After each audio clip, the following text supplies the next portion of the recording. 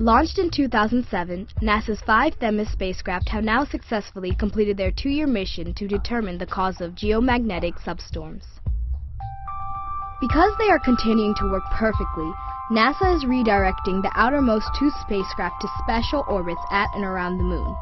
This new mission, which is called Artemis, uses some very complex maneuvers over 2 years to get both spacecraft into position.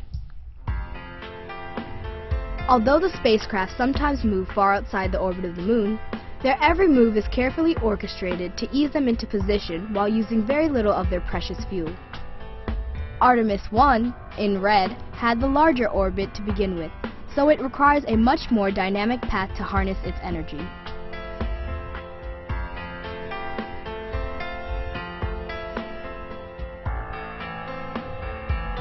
For a few months, the spacecraft don't even orbit the Earth or the Moon. Instead, they circle the 2 locations where the gravity of the Earth and the Moon cancel out exactly. These spots, just inside and just beyond lunar orbit, are known as Lagrange points. NASA has several satellites orbiting one such point between the Earth and the Sun. As the Moon orbits the Earth, it passes in and out of the Earth's magnetic field and the million-mile-per-hour stream of particles emitted by the Sun known as the solar wind. While in these regions, the 2 Artemis spacecraft will seek evidence for turbulence, particle acceleration, and magnetic reconnection, 3 fundamental phenomena that control the nature of the solar wind's interaction with the Earth's magnetosphere. Finally, in 2011, the Artemis spacecraft settled into a lunar orbit.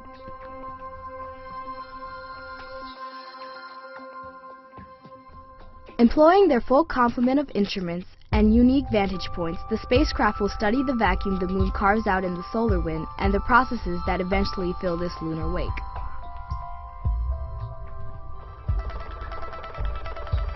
Nearer the Moon, they will observe the effects of surface electric fields, ions sputter off the lunar surface, and determine the internal structure of the Moon from variations in its magnetic field. These observations will improve our understanding of the Sun-Earth connection called space weather and its interaction with our nearest neighbor in space.